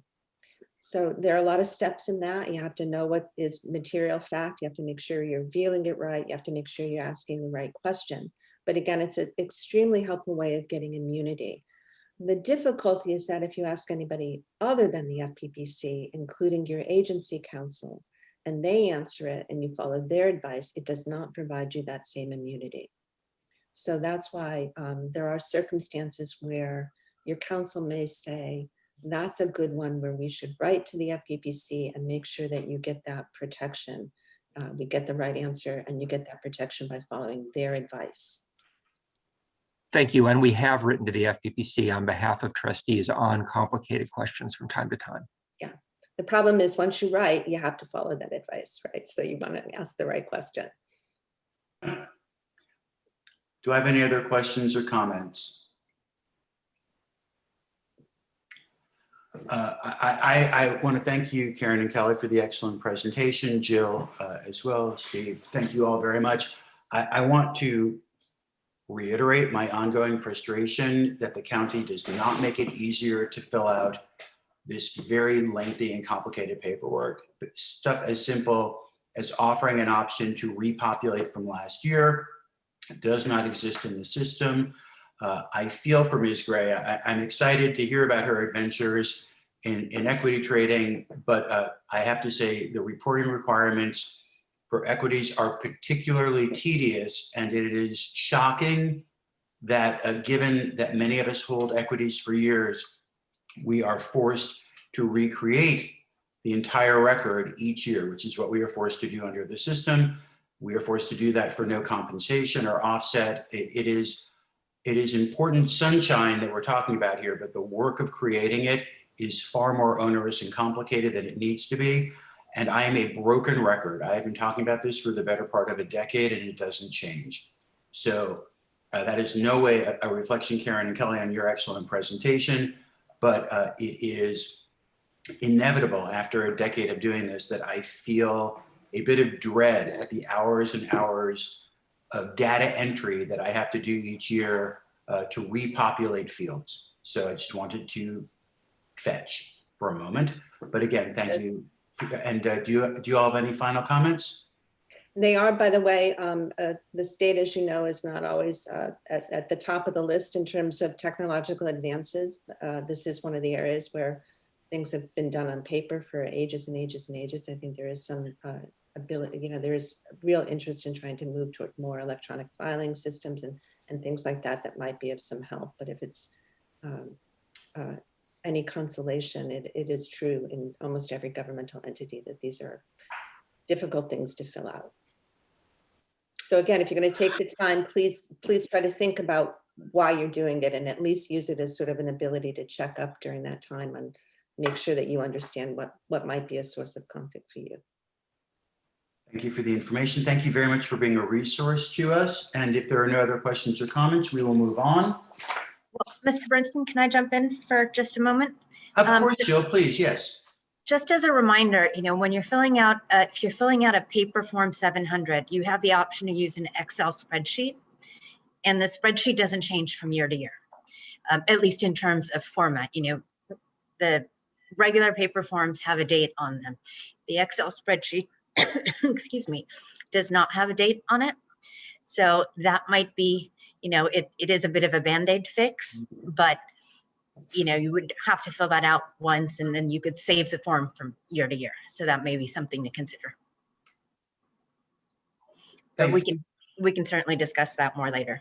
Thank you. Thank you very much. I appreciate that.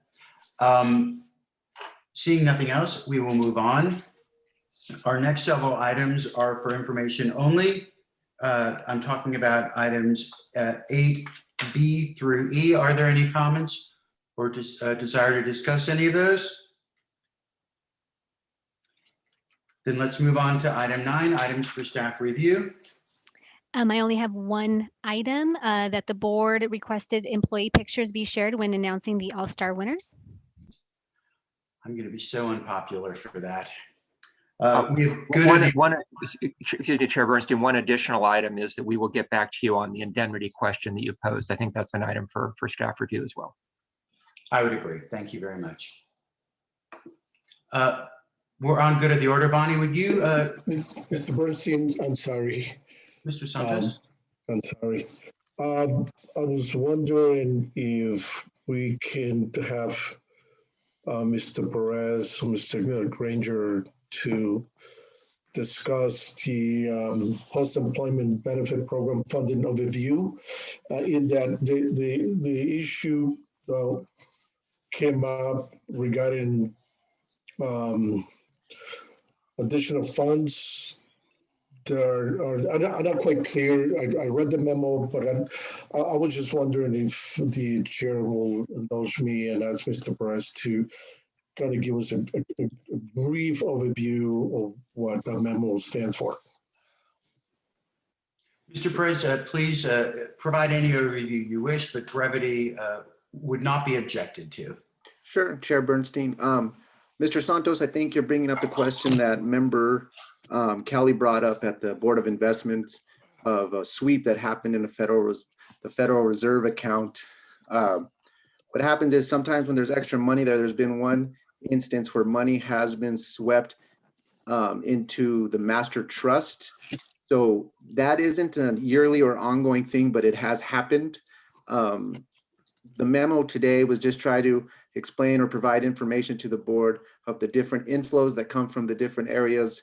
And then how the money flows into the OPEB master trust, where the investment office does the actual allocating of the income and then from the investment standpoint.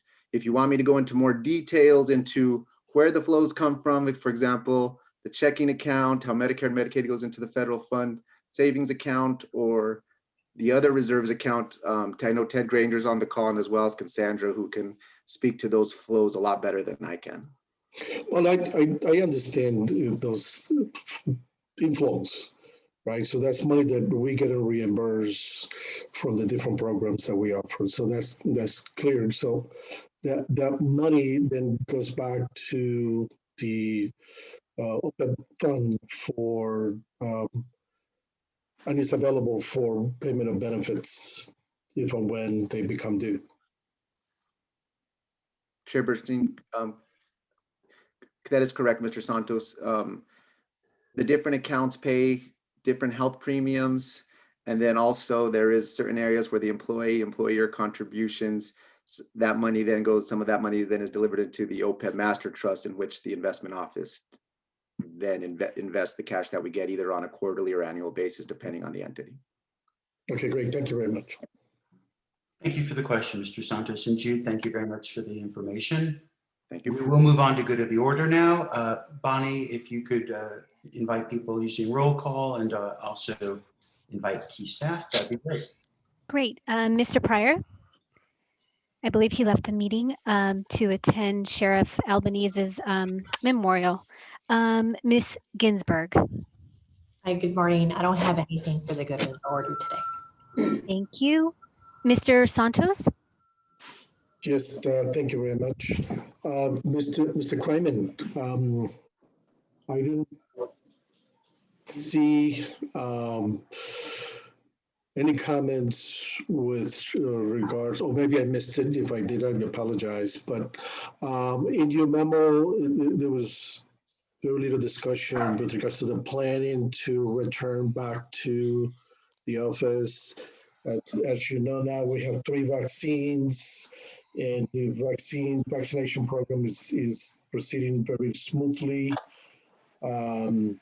So any plans? I mean, the prediction is that now by the end of May, beginning of June, we will have sufficient vaccines, or the majority of the people in the United States have been vaccinated. So my question to you is do you have anything to report with regards to your planning to get the staff back to the office, and also whether or not there's going to be a discussion, I guess, through the Operations and Oversight Committee in terms of continuing the virtual meetings or work and things of that nature? Yes, I can comment on that. We still believe that we will not be opening up for our members not until sometime in the summer. I'm thinking maybe in August would be the best time to give the vaccine enough time to take hold, see where we are then. I know that Chair Bernstein and I had a discussion yesterday about the meetings. We do have a space challenge in terms of bringing everybody back. All the trustees, for example, all 9 of you sitting at the dais is problematic at this particular point in time. And so we're trying to figure out a path forward in terms of making some modifications or adjustments to the existing space, if not having to build out a temporary space somewhere else in the building.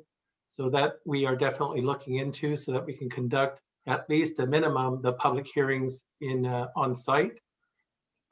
So our first and foremost, the safety of our trustees and our staff and our members is of paramount importance to us. It's the most important area moving forward. So we do have plans for the staff to come in It will be definitely a hybrid situation where we'll have portions of staff that will continue to work remotely and others that will come into the office to work. It'll be on a rotational basis is the way we've actually thought it through. So we'll still have a red team, blue team situation moving forward. So we do have plans in place. The one area that we're concentrating on now is trying to figure out how do we renovate, like I said, the public hearing room to make sure that we can bring you all back safely. Yeah, the CDC reported that they going to relax the rule in terms of having people gather if everybody's vaccinated. So if that is the case, and all my colleagues are vaccinated, then we would probably be able to mingle again. But it's something for you to think about and for all of us to think about as we move forward. I just want to make sure that we be ready when the time comes.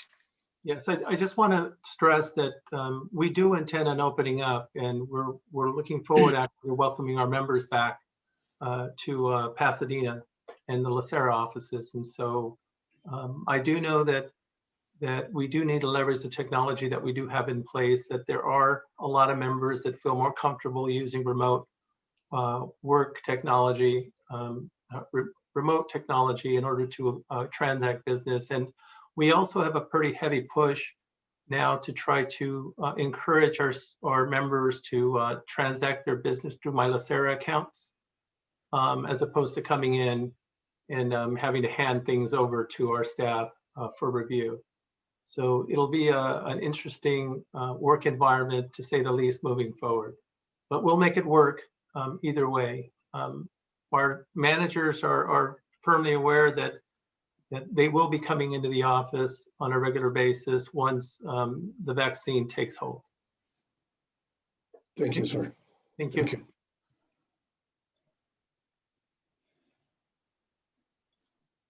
Bonnie, can we continue? Yes, sorry, I was on mute. Mr. Oakham. I have nothing. Thank you. Thank you. Mr. Moore. I have nothing to add. Mr. Keogh. Thank you. I'd like to thank staff for the involvement in assisting the family of Deputy Tom Albanese, who passed away on duty during the motorcycle accident. And I would like to ask that we adjourn this meeting in honor of him and his dedication to the Sheriff's Department and the citizens of Los Angeles County. And without objection, we will adjourn today in memory of Deputy Albanese. Thank you. Mr. Robbins. Amen to Sean's comments. I have nothing else. Mr. Harris. Nothing further. Thank you. Thank you. Ms. Aponte. Nothing. Thank you. Ms. Gray. Thank you.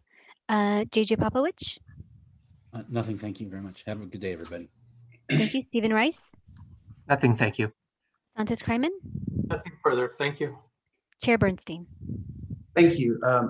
I just wanted to also add that Mr. Pryor is attending a service in memory of Deputy Albanese. He also had asked that we adjourn in memory, and we will be doing that. I have two things to bring up. One is, to be fully transparent, I have had conversations with our CIO, Mr. Grable, about this. I'm not entirely sure why the Board of Retirement is involved in setting investment return expectations on the OPEB. I'd like to ask staff, particularly legal and our investment staff, to review that. I realize the happy destiny of the OPEB is that it has become significant, but when it was formed, it was not very substantial, and it may have made sense, but I'm not clear that it's the most logical thing to have the Board of Retirement establishing an investment rate of return. So I don't need an answer now, and it's not an agendized item, but if that could be looked into and gotten back to us, I would appreciate that. The other thing that I wanted to say, and I actually wrote it out, so I'll read it. At last week's JOG-C meeting, there was concern expressed that over the years, There's been a blurring of responsibilities between our two sister boards, the Board of Retirement and the Board of Investments. Specifically, there have been suggestions that the Board of Investments has been drawn into involvement in actions with items that are the sole authority of the Board of Retirement under our controlling legislation. To clarify these important questions, I've decided to create an ad hoc committee. The ad hoc committee will be tasked with reviewing our board's legal responsibilities and evaluating which are joint responsibilities with the Board of Investments and which are singular authorities of the Board of Retirement. As needed, they will work with staff, with fiduciary, and with outside counsel to review the relevant law and to produce recommendations for the entire Board of Retirement to consider. I've asked Will Pryor to chair this ad hoc committee. I've also asked Herman Santos, JP Harris, and Ron Oakham to serve on this committee. I am pleased to report they have all accepted the invitation, and it is anticipated that they will produce their report and recommendations before the end of our fiscal year. That's it. That is everything from me. I believe, Steve, you look like you're unmuting. I meant to turn off my video. I have nothing to say. Thank you. Okay. Happy to support the ad hoc committee. Thank you. We appreciate that. We are now going into executive session. Thank you. So at this time, all meeting participants not participating in executive session, you may be dismissed now. For those staff participating in item 11B, you will be placed in the waiting room. Chair Bernstein, we will turn off the live stream and the recording. Once that is completed, we will let you know when to proceed. Okay.